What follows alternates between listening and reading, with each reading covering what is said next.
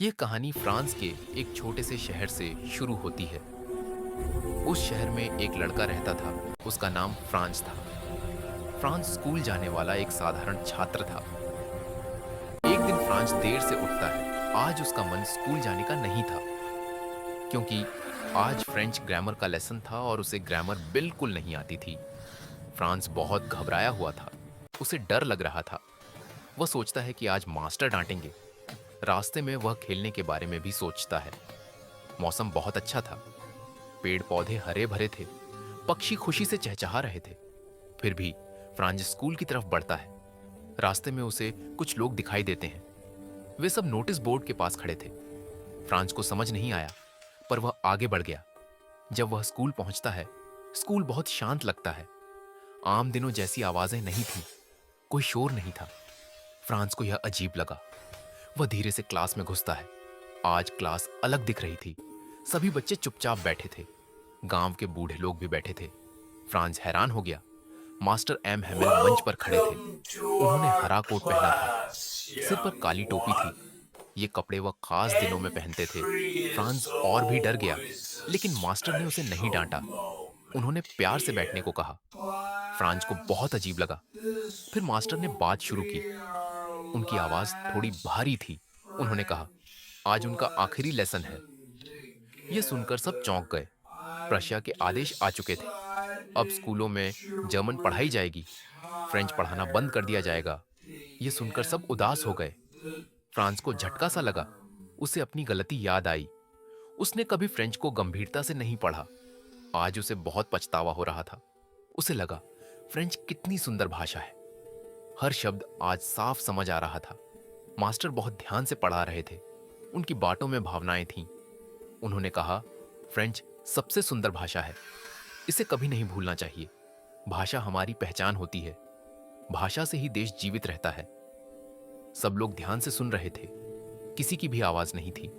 गांव के बूढ़ों की आंखें झुकी हुई थीं। उन्हें भी अफसोस हो रहा था। उन्होंने बच्चों को पढ़ने नहीं भेजा। उन्होंने खेतों में काम करवाया। मास्टर ने उन्हें भी दोष नहीं दिया। उन्होंने खुद को भी दोषी माना। उन्होंने कहा, हम सब जिम्मेदार हैं। यह सुनकर सब भावुक हो गए। क्लास में सन्नाटा छा गया। घड़ी की टिक टिक सुनाई दे रही थी। बाहर से प्रूशियन सैनिकों की आवाजें आई, लेकिन कोई हिला नहीं। सबका ध्यान मास्टर पर था। मास्टर लिखने लगे, बोर्ड पर शब्द उभरने लगे।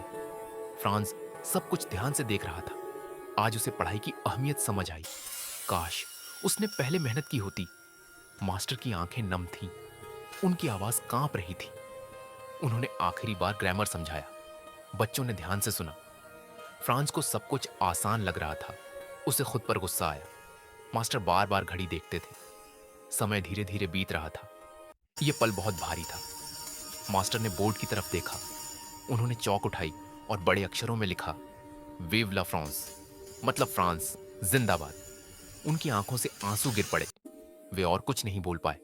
उन्होंने हाथ से इशारा किया। क्लास खत्म हो चुकी थी। यह आखिरी लेसन था। सब बच्चे चुपचाप खड़े हुए। कोई बोल नहीं रहा था। फ्रांस का दिल भर आया।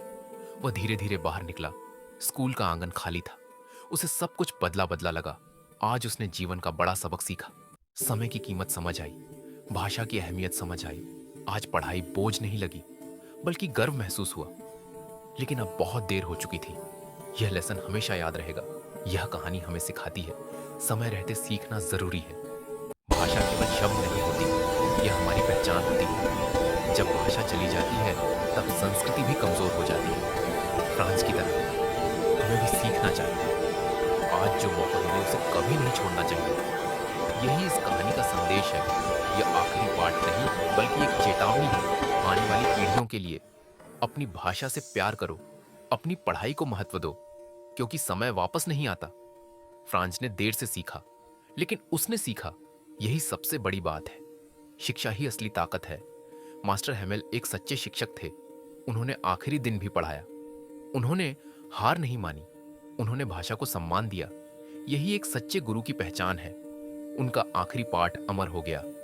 फ्रांस की जिंदगी बदल गई। उसकी सोच बदल गई। अब वह पढ़ाई को गंभीरता से लेगा। यही इस कहानी की जीत है। ये कहानी दुखद भी है और प्रेरणादायक भी।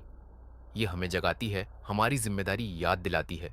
शिक्षा का सही समय आज है, कल बहुत देर हो सकती है, इसलिए आज सीखो, आज समझो, आज मेहनत करो, यही असली संदेश है। द लास्ट लेसन सिर्फ कहानी नहीं, यह जीवन का पाठ है। यह हमें सोचने पर मजबूर करता है। हम अपनी भाषा को कितना महत्व देते हैं, हम अपनी पढ़ाई को कितना समय देते हैं। फ्रांस की गलती हम ना दोहराएं, यही इस कहानी का उद्देश्य है।